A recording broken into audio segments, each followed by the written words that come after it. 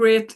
Yeah. Hi everyone. Gosh, it's amazing to see all the faces on the screen here on the different screens. What a great turnout of people, north and south. And first of all, a big thanks to Joanne and Eleanor for the invitation to come along and present on New Script for Mental Health today. We are really delighted to be connected with CDHN and with VEEP over the last few years. It's mutual. I think, it's been really helpful for us as well, these conversations. We love the Ballymun framework. I know the last webinar was about the Ballymun framework, and it's, feels like speaking the same language. And Joanne started by saying, about walking the walk. We also love one of, I don't know if there are Elvis fans here in the room, but a little less conversation, a little more action. That's one of the ones that we use sometimes. So what we are planning to do today, so there are four of us on who are going to do the presentation between us. And really, it's about telling the story of this campaign, like you said, Joanne, where we've come from, where we're at, where we're going to, and how we're doing that, and an invitation for others to connect and get involved with us. So the way we're going to do it is, and I'll just go to my next slide here. Yeah, if everyone can see that. So I'm going to introduce each part of this story, from roots to reform to reclamation to rights-based revolution.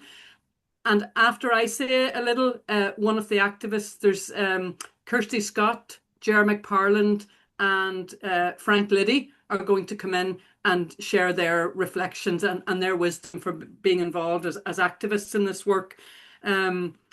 So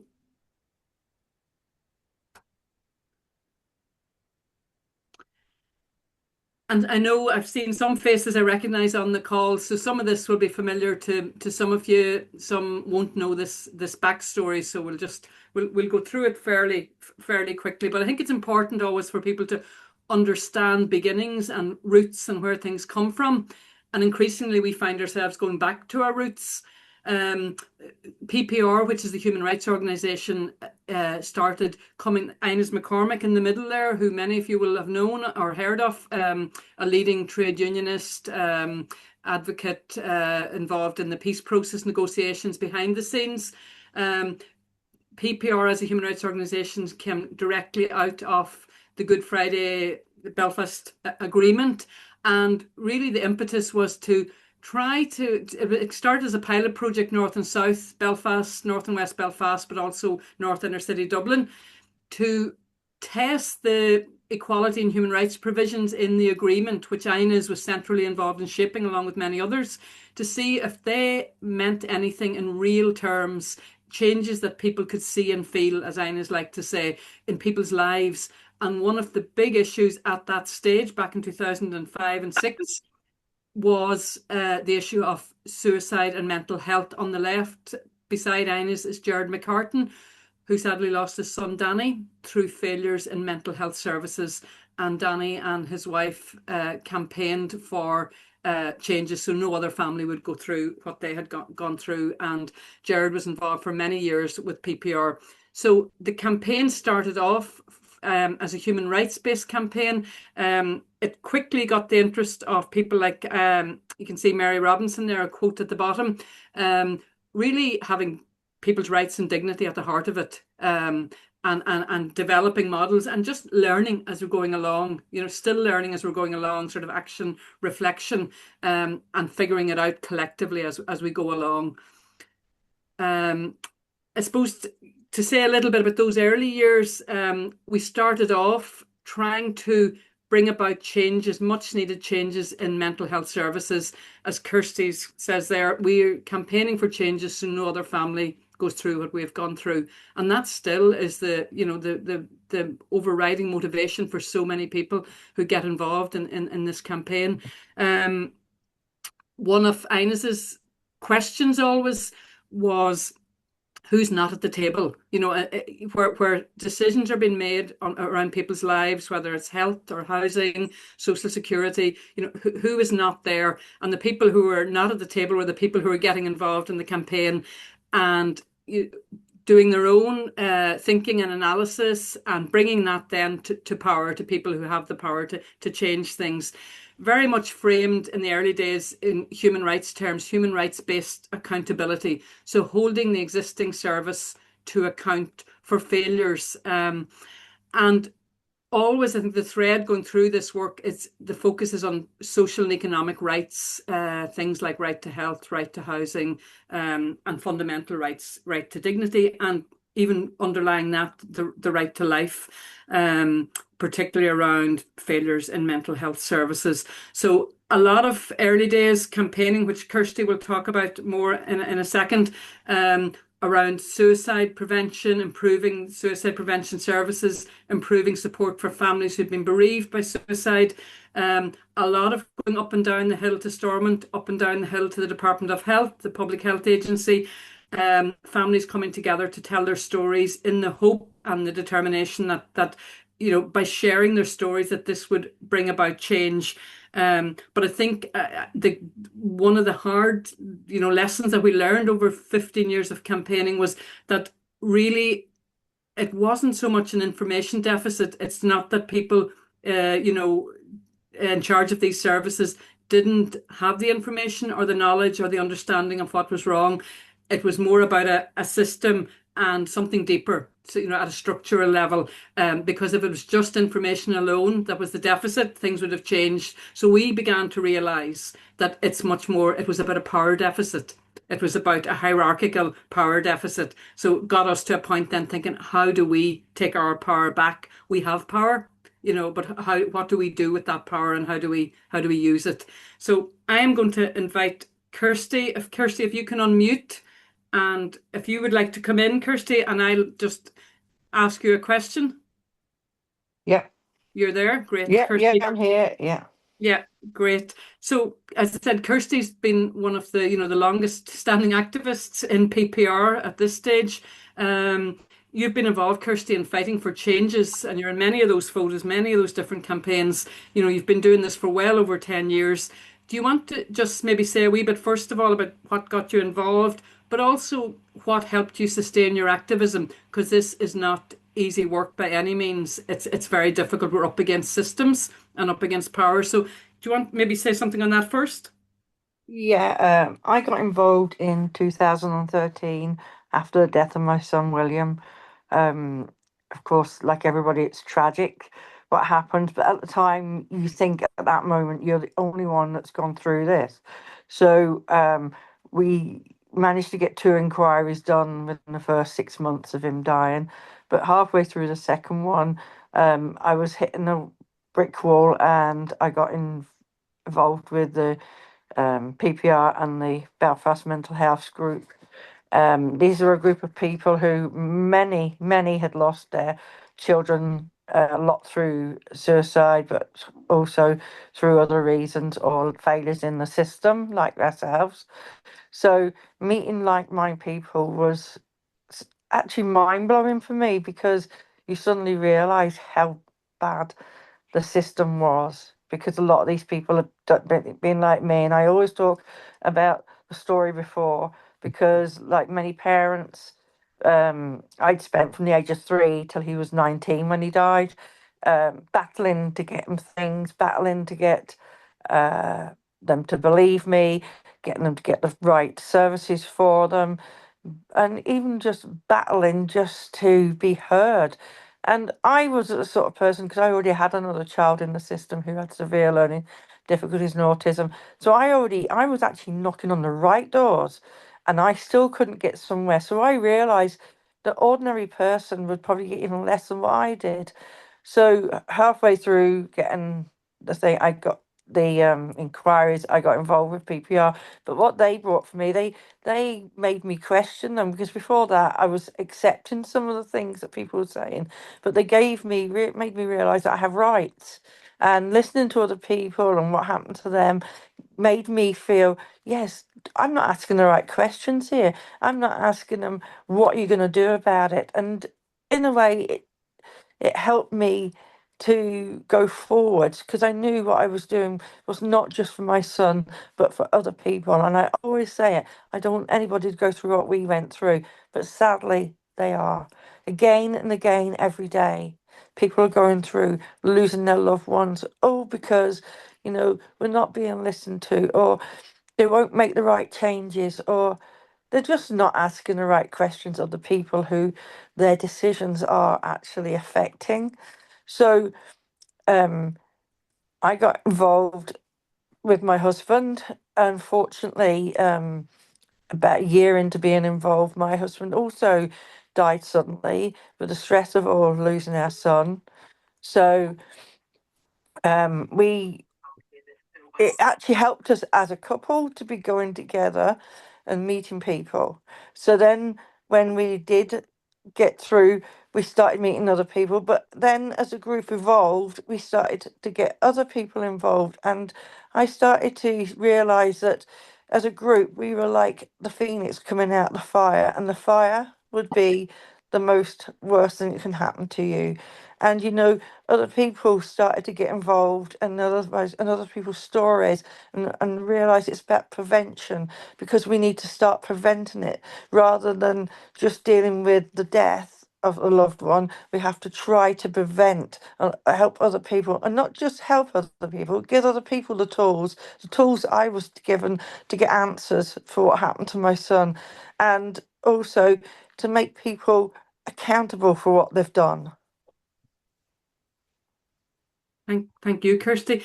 Just can I ask you, because at the very end there, you mentioned the word accountability. I mean, because you'll see as we go through this that the focus of the campaign has shifted quite a bit because of what we've learned. And Kirsty, what's your own thoughts on the accountability mechanisms that are in place if things do go wrong in mental health services? Because there's been some very hard lessons coming out of all that. For me, the biggest one I've learned is the need to know what happened when your loved one dies or when they're left so disabled because of faults. Um, I was, I realise now how lucky I was to get, two inquiries done within the first 6 months, to get an apology, even though probably doesn't, not going to ever bring him back, not ever going to, um, you know, be sorry for what they've done. You know, for 15, 16 years, I had to go through hell to get just to even get the basic treatment.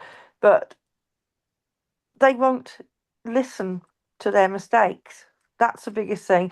You know, there's so many lessons learned from the mistakes, but they're not listening to us. They're patting me on the head and they're saying yes. And I'm saying, please, please change this or change that, or just listen to us. And, I think they start off with good intentions, but I want more actions. I do not want anybody else to have to knock on the doors and then sit there and bury their child. Nobody should have to do that. But that is the stark reality when things go. This is the drastic thing at the bottom of it. But there's so many things. There's always a backstory to everybody's life. And the backstory is there's so many times that this could have been prevented. There's so many times you could have helped us, and then you didn't. Now learn from our mistakes. Don't pat us on the head. Listen to what we have to say. Ask questions of us. Ask us, what do you think we can do to make this better? Because I tell you what, we have the answers because we've lived it. Thank you, Kirsty, and thanks for sharing all of that with all of us here. Yeah, some difficult and out of your, the most awful experiences of losing both your son and your husband. Both your husband's death connected to the failures as well, a premature death. But I think your point then around for all of us in the campaign around trying to hold the existing system to account and the challenges that we come up against within the system. Not like you say, Kirsty, people working within the system want to do good, but there's something about the way the current system is set up that doesn't allow people to do that, that it kind of reverts to a more sort of defensive position a lot of the time, rather than being open to really learning from people who've had the first-hand experience. So just to move us on then, that brought us up to about 2019-20, the great watershed, when we came to COVID. And we did a lot of thinking during that period. I suppose, like a lot of people, we had time to step back in the action reflection cycle, to much more reflection and thinking about 10, 15 years of hard campaigning, what we'd learned. And it's that point which we both made already around, it's not a lack of information that the problem lies with, lack of information or understanding. It's a power deficit. And I think that shifted a lot of things for us, because we realized that, activists who were going into rooms with people in power, telling their stories, that unfortunately, very often people were left with the feeling out of that of being invalidated, being silenced, and being gaslit, actually. And that's not too strong a word, because when people went in and told their stories, but were able to say, this is why this happened and this is what we want, we need accountability. Things shifted, and there was a silencing happening there. So we began to connect in with different thinking, and it was great to know and to realize that, it wasn't just us here in the north of Ireland, but right across the globe. And I know a lot of people on this call will be familiar with these developments, and people working on the Ballymun Declaration. But from the United Nations and the World Health Organization, there was also, a real shift in thinking, what Professor Danius Puris, the former UN Special Rapporteur, called a new paradigm. We also became much more aware that this wasn't an us or them. Before, families were saying, within the system, we've experienced, the gravest of harms, egregious harms and breaches of people's rights. But increasingly, what we realized was that people working within the system at whatever level, whether as community development workers, mental health support workers, social workers, psychologists, CPNs, a lot of people were coming and we're having conversations, and this system is not serving any of us well. We can see what's happening, and we're experiencing moral injury, we're experiencing vicarious trauma. So that was, for us, connecting with people, that was a shift as well for us. And I suppose we realized as well, because we had to fall back on our own resources during COVID, we realized that there were other ways of helping people heal from trauma. Trying to just work within the medicalized system, that we needed ourselves to move beyond that, and thinking about the role of creativity and activism through art, storytelling, singing, being out in nature. We developed community gardens during COVID. So all of that it was a period of, a lot of thinking and rethinking and connecting with new ideas and new people. And we can say a bit more about that later, but all of that helped us shift into a different way of doing things. And the other point, and I know Ger will pick up on this now, is, I think realizing that we need to look after ourselves as well. Campaigning is hard work, especially for people who are coming through, as Kirsty has talked about, the unimaginable loss. But then to go forward and say, I want to change things for other people, but coming up against a lot of pushback, that's hard. That is hard when people's stories are not being heard and taken to make changes. So we started thinking much more about our own well-being, collective care, not in an individual way, but as a community. We're building a community here, but how do we ensure that we model the values? So the values of New Script are connection, compassion, choice, and community. And as we're moving through the campaign, that we're also modeling those values as best we can. So that was kind of the direction of travel over those few years, and reclaiming, as Mags there, that quote, we're taking back our power and doing it anyway, because we tried everything. We tried to solve the levers of accountability with the existing system and realized that they're very, very limited. Even our human rights-based accountability campaigning, we've tested it and done what we can, but it felt like we needed to create a space for ourselves and reclaim that and develop something. Just show you, there are some pictures of some of our creative activity. The man with the glasses, some people may know, is Professor Pat Bracken, who's a critical psychiatrist from West Cork and who has been a big supporter and ally for New Script. And that's around the fire pit is up in our garden up in West Belfast, up in Ballymurphy. So I'll jump over that. Jer, if you can unmute and come in. Hi, Sarah. Yeah, Sarah, thanks. sorry, Jared, just before you come in, sorry to interrupt. Sarah, would you mind maybe unsharing the PowerPoint so that Jared can be center stage while you're Yes, speaking? Just absolutely. some of our participants have requested that. Yes, yeah, sorry about that. Okay, thanks very much. Well, And Jared, are you happy enough to talk, or do you want me to ask you a question? What works for you? yeah, well, I mean, I'm happy enough just Happy enough to go. Yeah, I mean, I got into PPR. I'd retired from the health service, and I was, wanting to do some extra work or not work, but get voluntary work type thing. And so I went to PPR thinking to bring all these scientific skills. And having said that, I did use some of those in doing analysis and all for them.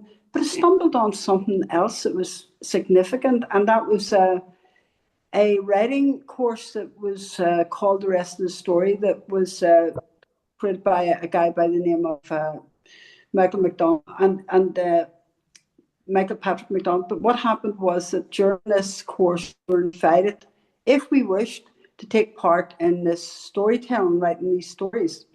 So what happened was that it was all voluntary and nobody dictated anything or told you what to do.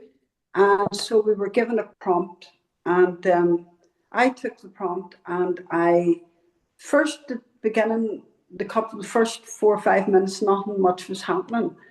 And then what happened was that there was like these floodgates all opened, and this writing all started to just flow out of me. And the writing went to trauma that I had as a child. And what happened was that while writing that, I got the power of writing my narrative as to what happened, and that I started to shape the story as I needed to take power over it. Now, everybody in the room was given the same sort of prompt, but everybody ended up with different stories. And what happened during that process was that then I decided to voluntarily share my story. Now, that was all very, very powerful for me as an individual, because I chose how I would tell the story, how I would craft it, and how I would deliver it to the people in the room. And I found that there was a lot of power. I felt this power surge into me. Now, after that, after I delivered the story, and that I felt much, much more connected to the group in the room. And I also was more aware. I had this awareness about me that I didn't have before. But one of the biggest things was that the empathy that I started to feel for other people. And I carried that outside, and to this day, my levels of empathy seem to change significantly. And because of that, what happens is that, that strong connection that I felt in the room and that I feel with this group in PPR, what happens is that is where I believe that the power in PPR is for the actors being an active person delivering the projects that we need to do. Because whenever, if I'm on a Tuesday morning, usually we'll have the meetings on a Tuesday morning every few weeks. And you maybe get up and on the news or you're reading the paper, there's been some other policy development, or you see there's something else in another part of the world where people's human rights have been stamped on. And what happens is that feeling of powerlessness starts to ebb in a bit. And what happens is that you go down to the rooms of PPR, and you meet with all these people, all these friends, and that power seems to surge again. And as you start to discuss things and new projects, all your creative ideas all start to flow, and therefore the activism starts to really take off. And I think that that's what continuously happens with us as each project comes up. For me, anyhow, that's what happens. I find that our ideas are all collated, and then we start to put the project together, and then we start to move forward. But it's the power I found from that storytelling that was so significant for me, Sarah. Great, Ger. Thanks very much. Yeah, it was lovely to hear all that and just come back into the rest of the story, because it's just always so interesting. You can only make sense of things, I think, when you look back. When you're in the middle of, like all of us, in the middle of doing something, the activism bit, it's hard to get that, full round 360 on it and understand why something works or doesn't work. So I think building that in. And I've put a link in for the rest of the story. There is a book that we launched last and put the link into the chat. So it's a book of people's poems and short excerpts from the memoir writing, little short narrative pieces, and some beautiful illustrations in it as well. But that book is available, and people are welcome to make a donation as well for to the cost of it. Yeah, so I think the word power links nicely. If I can just share my screen again. Where are we? Yeah. Is that okay? Can people see it? Yeah. Yeah. Yep. Great.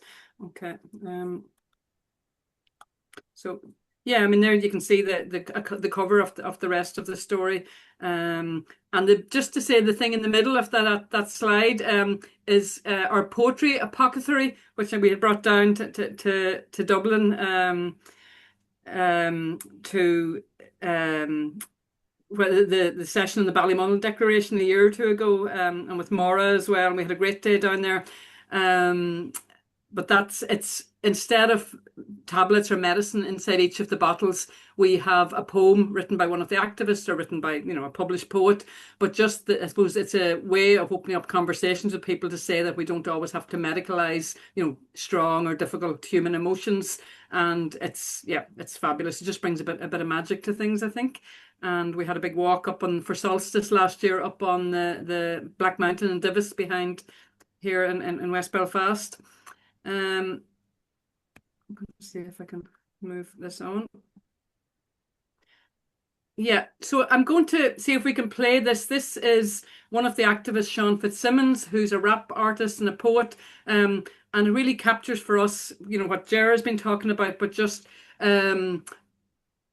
I suppose the roots, the problems that we're all facing, and they're very similar north and south in terms of poverty, and the housing crisis, the rise of the far right. All of these things are mirrored north and south. But I think, and then as what from the bottom up as communities we can do in terms of coming together to kind of build our own collective power around this, which I know is what people on the call are engaged in doing as well. But if I see if I can play Sean's. As I sit in silence, I contemplate political violence that I've witnessed.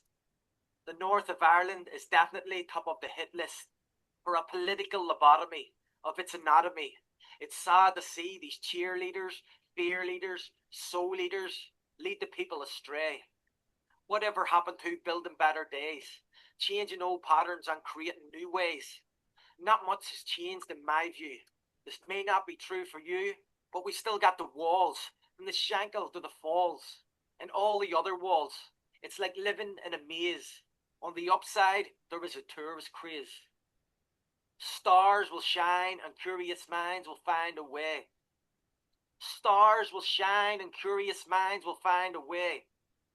Wow, you give us the big balls, Victoria Square's far from fair. That only suits the minority, with the majority of the land and the money. It's not fun or even funny. There may be less bombs and less guns, but I see proof that we're losing our youth. faster now than never before, faster now than when there was war. Drugs and suicide are ripping families and communities apart. How do we heal? Where do we start? I would say invest in the people. Invest in the arts. It's the quickest way to heal a heart. Invest in the skill of cooperation. I guess that's how you build a healthy nation. Stars will shine and curious minds will find a way. Stars will shine and curious minds will find a way. We, the people, need a non-violent revolution to find solutions to this political pollution. These institutions are rotten to the core with post-traumatic stress from war. It's heartbreaking, soul shaking when I hear of another young soul taken, his or her own life, with the dope, the rope, or the knife. These things could be avoided if people weren't being exploited by a broken system that's not listening. Some in power may see these things as tribal, but cooperation's needed for human survival. Stars glisten in the night. Stars stand up and fight. Stars will shine and curious minds will find a way.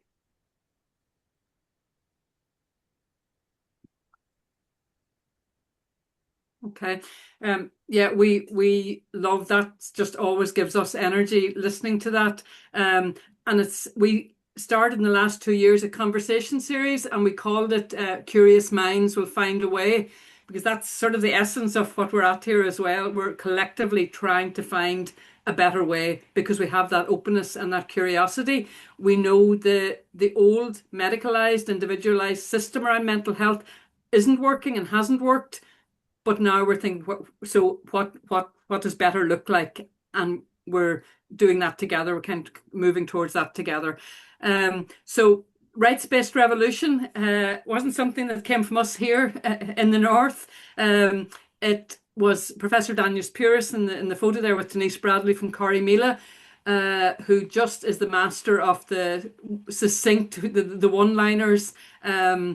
We've been lucky to have him over here twice. He was the UN Special Rapporteur on the right to health for 4 years, more than 4 years. And we had him over in 2019 and we had him over in 2023. But very much saying we need to go back to human rights, and we also need to go back to if we're talking about trauma informed, what does that actually mean? It can't be decoupled from people's rights. It doesn't make any sense to say we're trauma informed if we're not integrating, a focus on human rights as well. This is another quote from Danius when he launched our Give 5 framework, which we're going to talk about. The crisis in mental health should be managed not as a crisis of individual conditions, but as a crisis of social obstacles which hinders individual rights. Mental health policy should address the power imbalance rather than the chemical imbalance. And we love that because that really gets to it. There's the balance is in the wrong direction. So what we're trying to do is kind of, gradually all of us together to shift that balance in the other direction. There's been a medicalization and an overemphasis on this is about individual and this is about something within people's brains. We are, along with everybody else, trying to change this conversation to say this is about what surrounds us, shapes us. This is about the structural issues and context of our lives, which we talked about earlier: poverty, discrimination, poor housing, misogyny, homophobia, all of these things. So it's shifting the conversation. And very positively, both the UN, when Danius Puris was the rapporteur, he produced within the space of about 3 years, 4 very significant reports, which really set out a roadmap for states across the world as to what needs to be done. And then on the back of that, the World Health Organization has come in as well, very positive to see. They have produced a number of reports. Basically, they said in 2022, it cannot be business as usual for mental health. So they're very strong messages coming from the top, from the UN and the World Health Organization. The World Health Organization is calling for saying that the biomedical model of mental health is at the root of many of the problems that we all feel a hard end off on mental health services. They recommend emphasizing human rights, shifting the prioritization to community-based care, addressing social determinants, enhancing informed consent, combating stigma and discrimination, and improving accountability in mental health systems. Now, New Script for Mental Health has a whole area, a strand of work around accountability for failures, which Kirsty talked about earlier. We're not going to go into that today, but if you're interested, we can certainly share, some links with people. But just to say for now that the oversight and accountability mechanisms that we have tried with families to use to deliver truth, accountability, justice have not worked. Our regulatory bodies are not working, and we are very clear about that. We do not have any mental health data worth talking about. So there's a lot of work happening there as well within the existing system, but that we won't focus on that for today. So the context is positive, despite everything happening in the world. The context to open up and move conversations forward around mental health, it's a good time. It's happening globally. So then to explain a little bit about what this is, I think people north of the border will be familiar with Take 5. Down south, I think there's like 5 steps to well-being. So on the left-hand side of the screen, you can see Take 5 steps to well-being, which is public health messaging from our public health agency here. And these are, it's very clear because there are 5 steps that everybody as individuals needs to take. So for example, be active, go for a walk, run, cycle, take exercise, do a physical activity, keep learning. We know that keeping learning is good for our mental health and well-being. Take up a new hobby or a course, setting ourselves challenges. For us in the campaign, we kept coming back to this because there was something missing. We felt all of that stuff is great for all of us as kind of maintenance to keep ourselves well. But for what was missing was that's what individuals need to do. If this is rights-based, there's 2 sides to this coin. One is the rights holder, the individual, and the other side is the duty bearer, the state. And we weren't hearing or seeing messages or action from the state on what they should be doing and what they have a legal obligation to do around a lot of this. So over time, the activists, along with people working in the system, came up with this framework called Give 5. And we see them as 2 sides of the same coin. You can't have one without the other. Both are useful, valuable, important, but one on its own, what people were experiencing was saying this can end up doubling down on us. We're already struggling, and if we're expected to take all this and do this ourselves without all of the context being changed, if the context of our lives stays the same, so just to go through it, I know we can talk about it more in the breakout groups, and Frank is going to come in now. But to give you a sense of what's in it, you can see it on the screen, and we'll share the link so people can have time to look at it. Sorry, I'll just turn that off. So connect, for us, it's connect the symptoms of mental ill health to their roots. Things like poverty, discrimination, loneliness, violence. Things here like our hostile environment for asylum seekers and refugees. Things like anti-nomadism around travellers. All of these structural underlying things that are actually driving, most of the time, they're the things that are driving people's emotional distress, that are causing trauma. We know, unfortunately, the systems themselves cause trauma. Number 2, I won't go through them all, but number 2 is the one that we are taking forward as a campaign, because this is a high-level framework, and this is something we can talk about what's useful in it or not. It's still very high level. Be active in challenging the overprescription of drugs and provide different, more holistic healing options for healing, like therapies, crisis houses, peer-led interventions. So again, it's about, for us, shifting the balance. There's an overprescribing of antidepressants here. It has quadrupled in 20 years. It's happening everywhere. At the same time, people can't get access to non-pathologizing, rights-based, not alternatives, but rights-based options for healing. So what we're saying to those who have the power to do something is you need to start shifting this. It won't happen overnight, but so that's the campaign that we're building around reducing overprescribing of antidepressants and broadening the range of options available to people. The good news is that we have had all 6 political parties in Stormont have all endorsed this framework last March, and we're moving forward now. We're developing a motion that we're hoping all parties will come on board with for a debate around what does this mean? this needs to have teeth, this needs to mean something. It's easy, as we know, to sign, protocols and sign frameworks, but actually bringing it on to the next level to make changes, make real concrete changes. So I am going to stop there and ask Frank to come in. Frank, do you want me to ask you a question, or are you happy enough just to? I'm happy enough to go ahead if you don't mind. Great. And a big thank you, Sarah. You're playing a blinder there as our anchor, and also a big thanks to Joanne and Eleanor for the invitation. For me, I can honestly say that it's a privilege to be a member of NewScript, and as what Sean said earlier on, and I believe it to be true that stars will shine and curious minds will find a way, because I'm definitely one of the curious minds, and I'm glad that I found NewScript. So when it comes to the Give 5, the good news is that Give 5 for me, in my connections up there with Stormont, was that it was a winning formula. And that, all of the M&S and Stormont collectively, well, they all know a good thing when they see it. And what they did say, of course, was Give 5. And they all definitely, supported us and got together, as we could see there in the middle photograph, all parties there, DUP, Sinn Féin, SDLP, UUP, Alliance Party. Yep, there we all are. And standing, with our good selves, other activists within the movement. And when I say the movement, and I'm glad to say the movement, is that, NewScript is a growing movement. It's a healthy movement.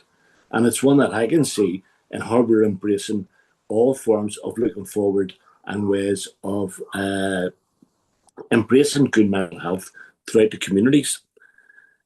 So, for those looking in, just check out that centre picture. It's very rare to see all the parties together.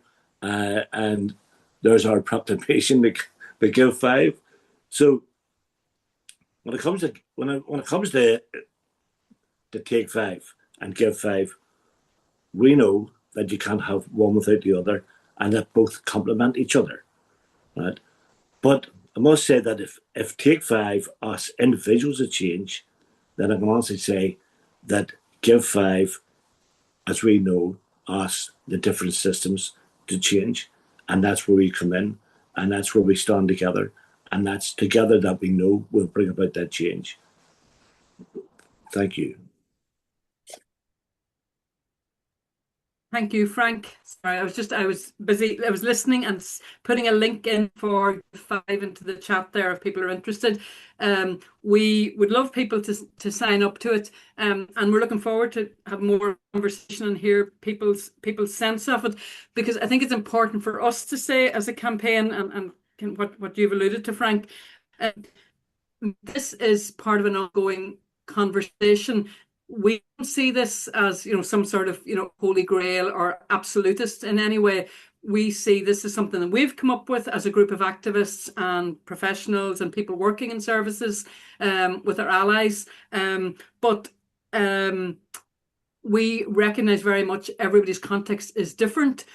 I didn't say at the start, but as a human rights organisation, PPR, that supports NewScript for Mental Health, we don't take any government funding. That was the way the organisation was set up. So we're not a service provider, and we don't accept any government funding because we are holding government to account. But that's where we're at. We recognise that a lot of people are providing absolutely vital services for people around mental health and community services. And we were, we respect that and recognise that everyone's context isn't the same. So we can say and do and go out and do what the campaigning in the way that works for activists. But I suppose we're interested in saying this is something, it's an offering, it's an invitation, see what makes sense. Is there's something in it that's useful that people can take and integrate? But I think it's important just for us to say that, to acknowledge that we all work together, and from where we're at, and within the constraints of what we all can do. I think that's very important. I think that's probably us, Eleanor and Joanne, for now. I know we've taken plenty of time to go through it all. There's one song at the end. Will we play that? The ticking boxes? Absolutely. You can't go away without playing ticking boxes. Okay. Absolutely. Right. So just to say, people are going, what? Ticking boxes.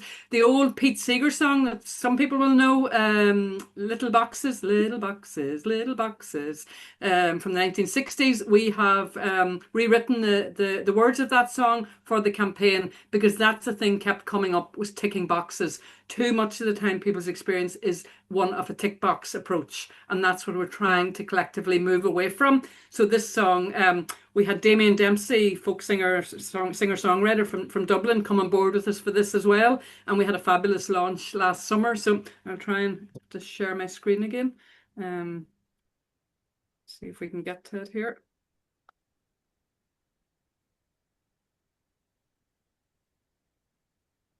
Okay, I'll try and play this then. Ticking boxes, ticking boxes, ticking boxes, ticking boxes, ticking boxes, ticking boxes, ticking boxes, ticking boxes, ticking boxes, ticking boxes, ticking boxes, ticking boxes, ticking boxes, ticking boxes, ticking boxes, ticking boxes. Taking boxes in the health trust, taking boxes in the hospital, taking boxes, taking boxes, taking boxes all the time.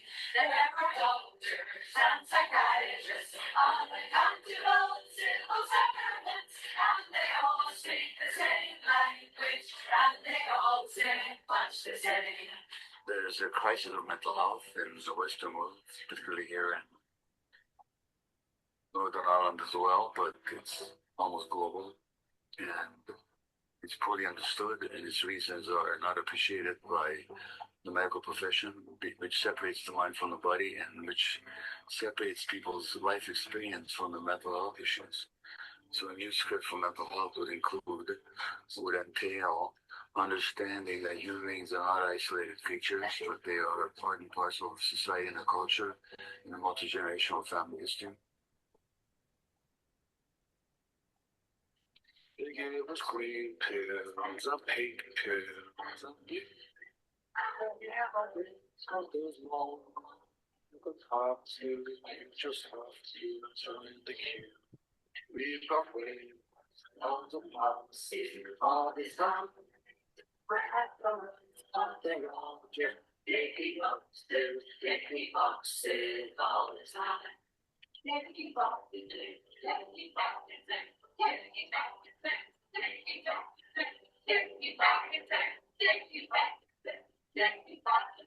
taking boxes. There's no doubt, no transparency, and taking boxes all the time. They're requiring into failures to go round. They're all just taking boxes all the time. No more taking, no more boxes. Let's have a new spring.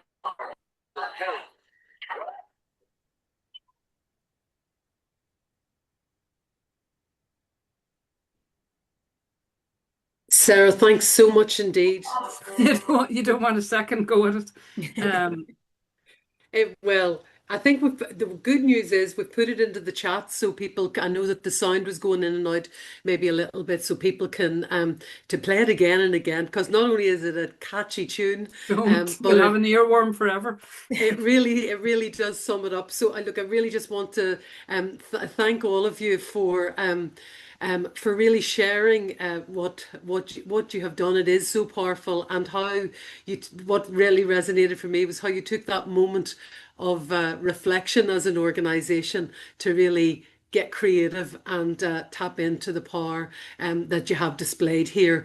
And I think you've set us a few questions in our minds anyway for the breakout rooms around how we can keep the momentum going that you have shared with us. And I love the way, Sarah, you talked very positively about the context, the international context changing in our direction, and how the new script for mental health and the Give 5 can be used as a a way for us to discuss these structural challenges, the causes of the mental health crisis, and how we can bring people with us in the campaign. So really powerful stuff. Ellen, I'm going to look to Eleanor now to see the best way to proceed, because I know people are probably champing at the bit. But are we thinking tea and then discussion, or what are we Well, I thinking? think we'll take, if anybody has a few questions, I know we have one or two in the chat, but if anybody wants to put a question to the team from New Script, I think maybe we'll take 5 minutes now to do that before we take a super quick comfort break and break out into breakout rooms. So just from the chat, Kirsten has said, could you say more about the movement to community mental health services and what that actually means? Do you want me to? Yeah, Sarah, if you don't Yes, mind, if as you can much as, pick that up. I mean, yeah, this is something obviously that the UN and the World Health Organization have been promoting now for a number of years, that we need to give primacy to community mental health services. And I suppose for us, what we're learning from people is waiting lists are a big issue, but they're not the only issue. So lack of funding, waiting lists are the things we hear all the time. People waiting for community mental health services forever. Waiting lists for community psychology, waiting lists for all sorts of addiction services, and things that aren't available either. There's a campaign I know of here, for access to EMDR treatment, but what we're trying to figure out ourselves and learning is, other things that are helpful for people, particularly, talking therapies aren't the only answer, and often we know they're not helpful or useful, but access to talking therapies and counselling, is a total postcode lottery here in the north, and people are being forced to go private, which is obviously inequitable, but broadening, it's going back to that thing about broadening the range of what's available to people. We had a campaign around trying to access talking therapies across the 5 trusts. We couldn't get any data. We created our own map to say, look, here's where people can access it. Here's what's provided in your area.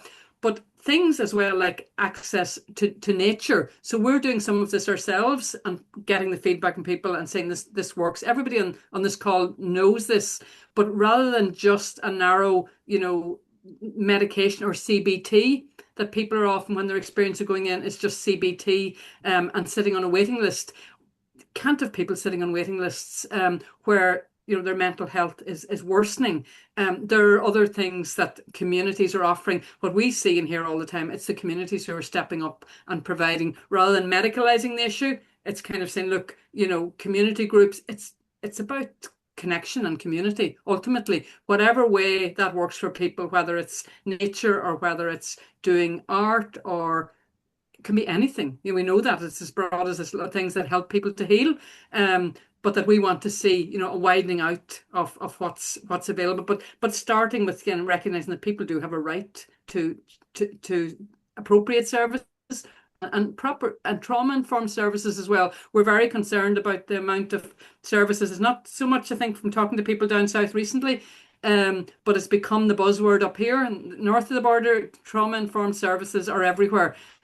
But what we are seeing, there's such a disconnect and a dissonance between labeling a service as trauma-informed and people's actual experience of that service, which is harmful sometimes. So, Yes. So it's about trauma-informed, rights-based services that are accessible in the community, that aren't medicalized into clinics, and that people are given that wider range of healing options. I don't know if Ger or Frank or Kirsty, if you want to come in on that, or we can move on to the next question if not. Sure.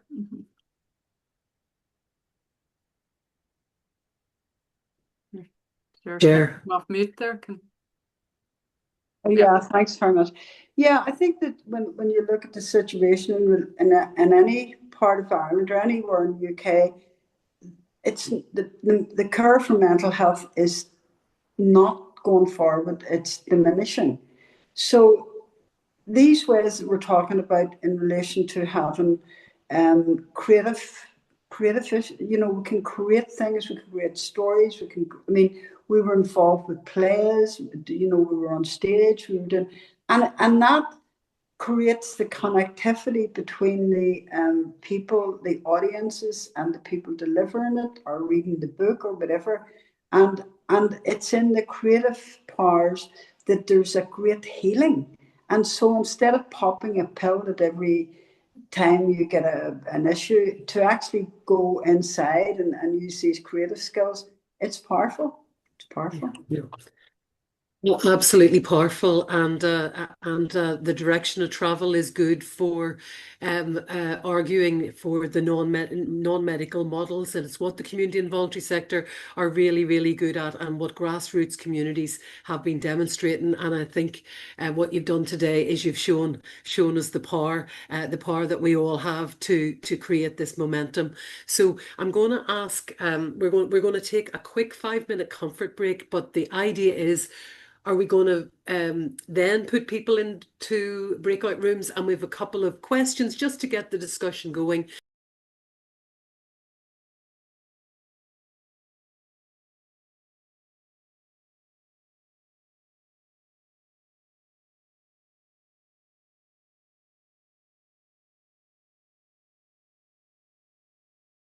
Great. So I'll maybe go to Chloe's group first. You were room 2, Chloe? Yeah, thanks very much. There was myself, Pauline, Vivian, Daniela, Dennis, Claire, and Brenda. And we talked about a lot of things, but I suppose the main thing coming up from the group was, I suppose, the lack of awareness. Not everyone had heard of the Give Five before or Take Five, and there needs to be more awareness done. And I think everyone likes elements of it and would like to bring it into their practice and share with their colleagues and clients they work with. There was a suggestion to add a sixth one as well around intuition, and that came up. There was some positive feedback around them being practical and easy to understand. And more awareness is definitely needed, and looking at person-centered care approach. Now I have more written down here, so I can pass the notes on to you, Eleanor, and perhaps anyone else in my group would like to add into the chat box as well, and we can collate that. Thanks, Eleanor. Brilliant. Thanks for that, Chloe. Great. Kirsten, I'll go to your group now. You were room 5. Yep, that's us. And we had similar issues arose as well. Ross was, who's with the mental health engagement platform, was pointing out that he hadn't heard of it before. So it seems to be that it's definitely had more coverage and uptake around the community mental health sector, voluntary sector, really, rather than anything that's more closely related to government, which I thought was an interesting point. And we were talking about how obviously it's brilliant that this political party signed up. We were picking Sarah's brain on the movement to try and get a motion at the Assembly to try and actually take that forward. And there was positive feeling around that, and just sort of drawing out some of the elements that we were behind. Obviously, the fact that there's lived experience written into it and learning from lived experience and actually trying to get government to listen to that and actually take brave steps to change things, and how that change is actually measured. So I think that was one of the things Sarah's bringing up in terms of the motion about the government adopting the framework, but also setting a target to reduce overprescribing. So there's actually something to illustrate, what changes it's going to make. So that was it, roughly. Anyone else, feel free to pop in the chat if I missed it. Brilliant. Thanks for that, Kirsten. Joanne, you were room 1? We were room 1. We had Andy, John, Christiana, we had Mags, we had Tom, and we had Alessio, and we knew about the new script for mental health mostly, or if we didn't know about this framework, we knew about the power of working with our groups, young people, women, carers, people at risk of suicide. We really felt that the framework provided a really good way of talking to people about their distress and not making it their issue, but explaining that there was the wider society, which is very uncertain and scary and fearful at the moment, and how it was a useful tool. And I know Mags had summed it up pretty well at the kind of in our group. So Mags, do you want to say something? Yeah, we were chatting about how Give Five has basically been brought out in response to the main public messaging in the north here, which is Take Five around mental health, which very much individualizes and pathologizes distress. And we were chatting about the fact that actually human distress is a totally understandable response in terms of some of the things that are happening, in people's lives. So it's actually a framework for really helping people to rethink mental health. And I think our way of dealing with mental health is very much about, we have to go to the experts, but actually when we break down the things that really work in terms of what helps us it's connection, it's community. Even when you look at things, some of the things that we're told are some of the most progressive therapies in terms of mental health, they're actually things that a lot of Indigenous communities have done for years, but they've been taken and then sold back to people. Do you know what I mean? It's that sense of, for us, it's capitalism. It's, trying to kind of make people feel like there is something wrong with them instead of actually helping people realize that as a as a society collectively, it's about looking after each other. We had a few people were talking about like young people being put into psychiatric hospitals with adults, just even the fact that we isolate people whenever they're in distress rather than having a collective response. You look at other communities and how we used to do things before things become so medicalized in our communities, and we didn't isolate people, we didn't, and still, like, even in like one of the things that happened, like my brother was admitted to hospital, first case episode of psychosis, first time in hospital, and within 2 weeks they're trying to give him electric shock treatment, ECT. So that it's the harm. I think for us it's about really shifting back and going back to like how do we collectively, and Tom spoke amazingly about some of the things that he's been doing. I definitely want another conversation with Tom around taking it's about taking back our resources and empowering people around actually how do we, and it is looking at the alternatives rather than constantly being told we don't have the resources. The resources are there. It doesn't cost money. Brilliant. It's about a different way. Brilliant. Good Great, message thanks to for that, end on about Max. the resources. Great. I'm going to go to Becca next. You were in room 4.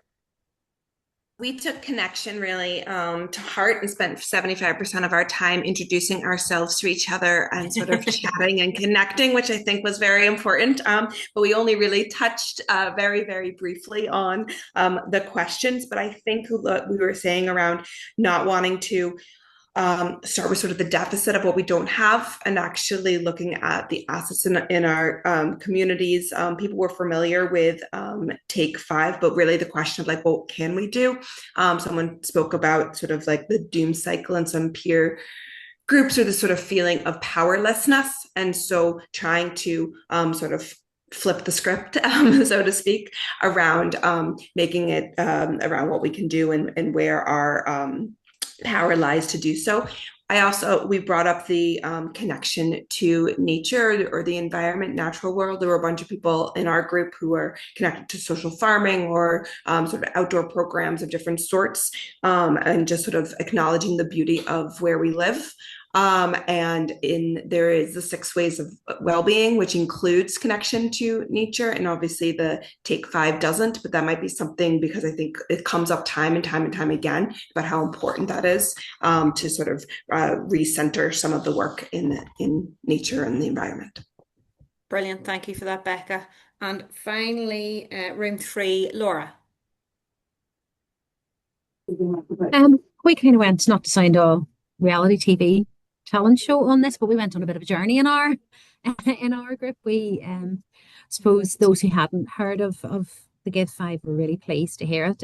One of the people, Amanda, had said, it really does show us that there's more we can be doing. We get very caught up, especially if you are in a workplace where Take 5 is very prominent. It's really nice to have the other side of the coin, the counterbalance to that, particularly because I think it's been said, and there's probably not much I can add to what has already been said by everyone, but it really does, it de-individualizes mental health. It puts it back to being that collective experience and that collective responsibility. We then sort of moved on to getting a bit cross, a bit angry.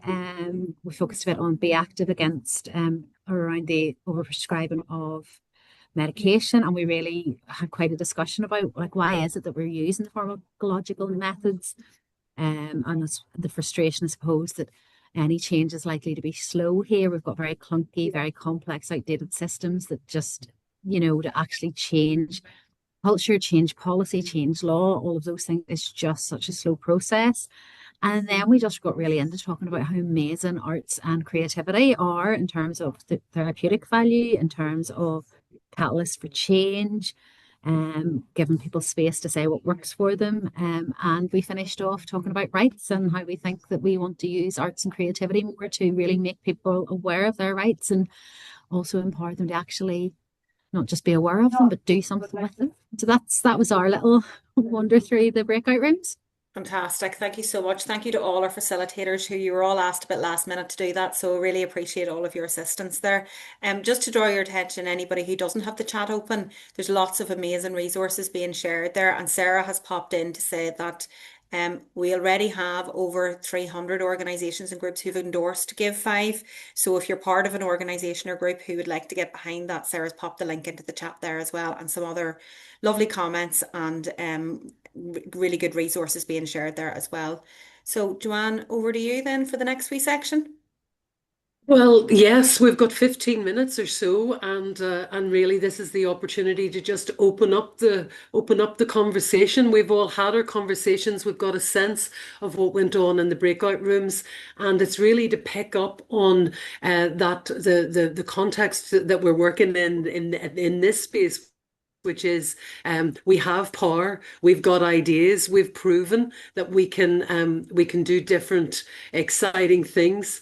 So how can all of us as community development organisations, activists, workers, how can we use our collective power to work with the decision makers to make the rights-based change that we need so we can get this whole system changed? So it's open to you, and I see Jerome has his hand up first, and we'll keep. I won't intervene too much, so let's put your hands up. Everybody gets their chance to speak, if that's okay. And Eleanor will call time. Yeah. Jerome. Yes. Ahead, Jerome. Yes, thank you. So first of all, of the Take 5, there's a lot we have in common in Mind Freedom Ireland. Give is one of the strongest points. I feel, because Give is about unconditional care. And when you're in a detrimental situation yourself and start giving, it actually is reinvigorating you. It really helps you to care for someone who's worse off.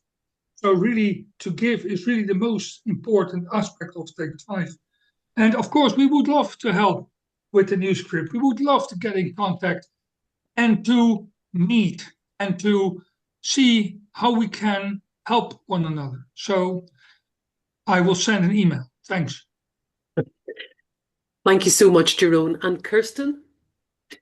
This was just a question probably more to Sarah and any of the activists. Have you had any kickback from the PHA thinking that you're not taking it seriously, that you're deliberately using their marketing? Like, have you had any sort of negative feedback where they're like, hold on, this is a bit of a piss take, to put it mildly? I was trying to think of a politer way to put it. Sorry, I can't. That's an important, strategic question. It may not be framed beautifully, but what do you think? Can you hear me? Yeah. No, yeah. Kirsten, in fact, we haven't had anything. We've had complete silence from the PHA, which is, has left us kind of a bit wondering about it. But that's something we're very up for doing, as well as talking to anybody about it. But so far, no, it's we haven't heard anything at all. Okay. Radio silence there. Yeah, and that's all I can say. It's yeah. And Ross? Yeah, just because we're talking about connectivity and things like that, just kind of shamelessly self-promote a little, but we have a workshop being run in 2 weeks' time on the 18th, and it's being run by service users in the mental health service in Northern Ireland. It's being run in conjunction with the Regional Mental Health Service, SPPG, PHA, Department of Health. We'll have representatives from all there. The idea is to try and see how we can better influence people's voices within the system. So very relevant to what we're talking about here today. We're currently at about 60 people registered. We want as many service users and carers registered as possible to outnumber the bigwigs that show up, but we will have lots of representatives from Department of Health and different things like that. But I will share the registration link in the chat, and I'll put my email as well, just in case anyone wants to email me about it. So I just wanted to share that. Thanks for sharing, Ross. And you might even get an opportunity to mention the Give 5 and the wellness framework. It just might be able to get that in there. Thank you. And Michael?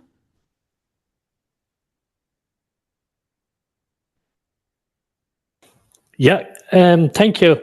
It's the the lack of understanding or from the people in power that and the decision makers is big, I feel. And what might happen here is get them out, invite them. Maybe the right word would be to the coal face of where things are happening, and maybe where things can be improved, where things are going wrong, and it slightly embarrassed them into basically seeing where it's not working. And when they go back to their party, I would hope that they would bring the human touch back with them, and things might change. It's another aspect of change is getting the guys out on the ground. That's what I'm thinking, you know. Yeah, Thank you. getting the politicians and the decision makers out on the ground. Great suggestion. And Kirsty? Yeah, I just want to say it's the importance of having a voice, because we all have one, but not often do we know how to use it or even have the confidence to use it. But once you do use it, you'll find that, it is quite healing. So if you have a voice, use it. Thank you.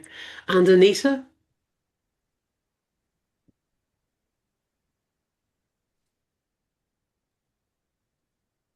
Sorry, I'm trying to You're find good. You're good, Anita. I was trying to. We also then have another wee event as well. It's using community development to create healthier communities, and it's delivered by Anna Clark, who's the chair of the International Association of Community Development. So it's on Zoom. So I'm just literally typing into the chat box there the link if you just want to email me if any of you want the link for it. Or what I can do as well, I can send it to you and then forward it out to the participants as well if anybody wants to join.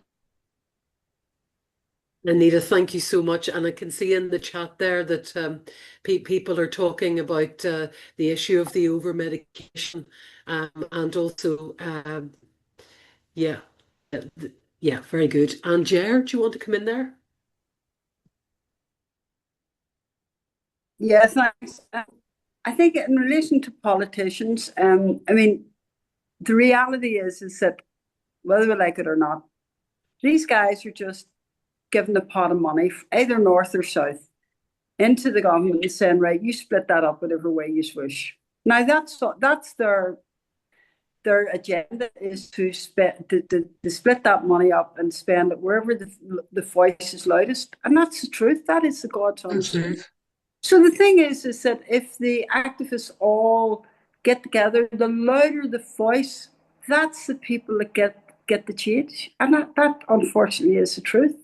Really, because they're not really interested in somebody going timidly and saying, well, would you look at this or look at this and look at this can do. All they're interested in, does my budget fit here? And that's the truth. So if you can shout loudest and get the biggest piece of the cake, that's the way to do it. And how you do it is by activism and by using all these creative arts. We can do that to get the message across, that the voice gets louder, I think. The more that we, like I was just saying about this stuff in the post office, the voice was turned up, the volume was turned up with that show. And we've got that ability to do all those sorts of things because we've got the creativity to do that. So that's what I think. So, Ger, you've put down the challenge, which we know that we have to be louder about this because that's the way the system works. So how are we going to collectively use and exercise our voice in the understanding that we're working with people who don't have a voice? So we feel the responsibility, don't we? What do people think? How can we work more closely together to amplify the message? Yeah. So there's Sarah. Will I come in, John, first? Sorry. Come in, please, Just Sarah. to say, and I think Ross. you're going to share the slides, Eleanor, aren't you? We are. We'll share the Yeah. slides and your contact details, Sarah, so that people can reach out directly to you. I've put the contact details in the chat again, but at the end of the last slide, we have all of our links and contact details, and we're really happy to hear follow up from today, to hear from people.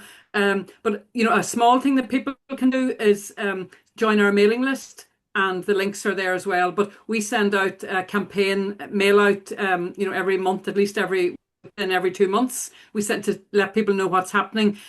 People can get involved in this. It's a very loose network. We're across the 5 trusts. But we've also connections down south, which is great with Martha and Liam down in DCU, and with connections with Mad in Ireland and Cork Critical Voices.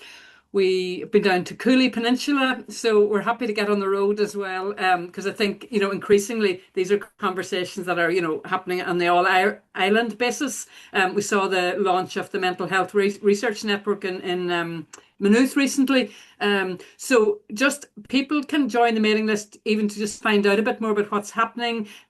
We do lots of different things. We do, as you say, a lot of creative stuff. We're going to be doing a play. We've started doing a play. We've teamed up with Kibosh Theatre Company here, and Louise Matthews, playwright. We're doing a play that is focused on people's experience of inpatient mental health care. That's the focus of it. Starting to write it next week with activists, writing the script with the playwright, but that will be going out, as a performance at some stage later this year. We'll also, I would imagine, we'll be organising some actions, some more edgy actions, whether they're up in Stormont or out in the street. Kirsty's raising her fist. Kirsty's delighted. We'll watch. We'll watch. Waiting for 10 years to chain herself to the railings of Stormont, but it is what Kirsty was saying. In whatever way we do it and works for people, it's people power. We need to, because things are getting much, much worse. Everybody knows that. Not to end on a bad note. The good note is that people have power. People power. People, and whether we do it with feet on the street or whether we do it with petitions or lobbying, we need to do a lot more of that. Well, these are the way.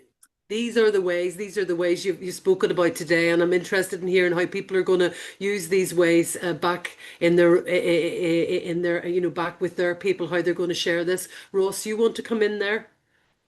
Yeah, it's just on the Give 5 thing. I think it's fantastic messaging, and the idea of the activism is really, really good. The problem is it's too easy for something for politicians to just agree with, because it's very easy statements for them to agree with, because there's no real, targets for them to meet there when it comes to policy change, when it comes to change within governance.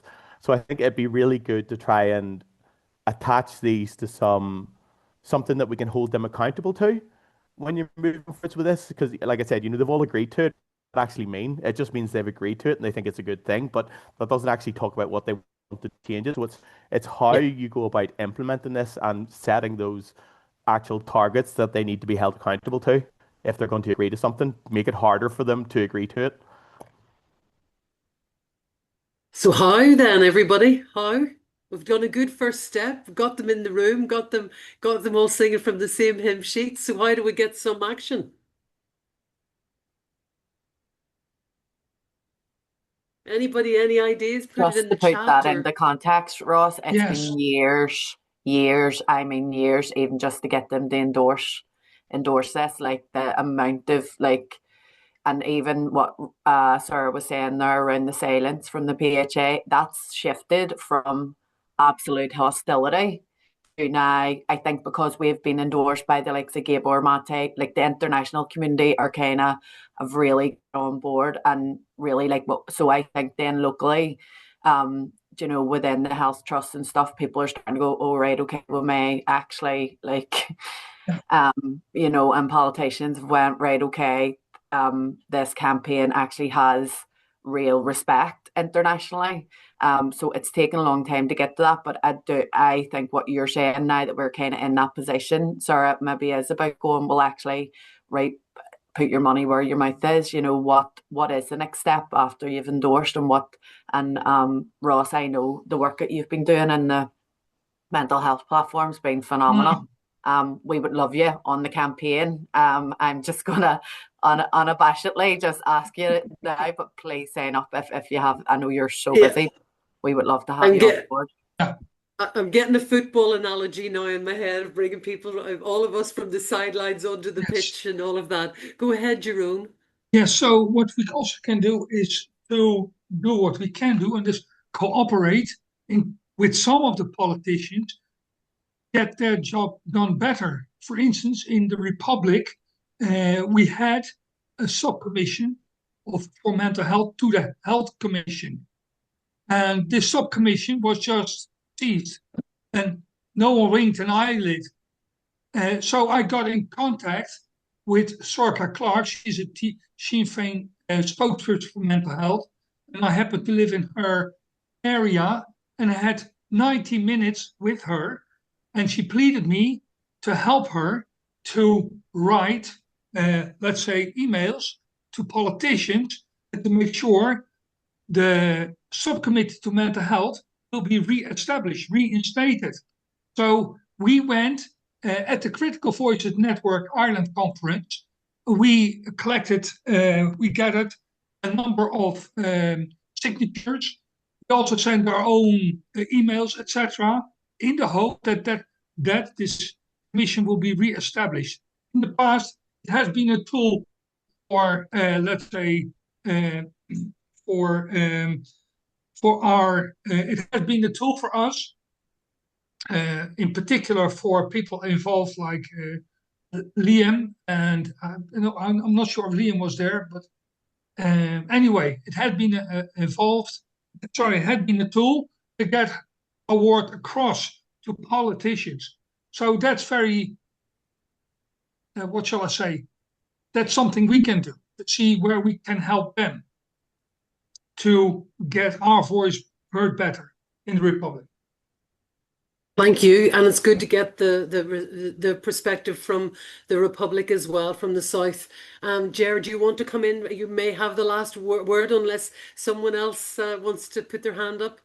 Well, just to say that, everything that changes in life is through the power of the people, no matter where it is, down through history. And what you can do is you can lean on the data. Try to get the data sets right. Sarah and I are hopefully meeting with the person who's going to be in charge of data, government data production. And so it's about working on that so that you can see change, so that you can set goals and see change, and that you can measure it. And I think that we can't do anything much without looking at the data and seeing what's working and what's not. Jared, thank you so much for that. And it strikes me with the people that have stayed on the call, the 34 people, with 50 people today, with 90 people registered. I just wanted to say a really big thank you to Sarah and Jer and Frank and Kirsty and Mags and everybody from the New Script for Mental Health for all the work that they're doing to remind us about the power that we have and how campaigning can be done. And it's hopefully something that we can all take back to our different places and get a bit more of that campaigning spirit into whatever our programs, our services, our policy pieces are.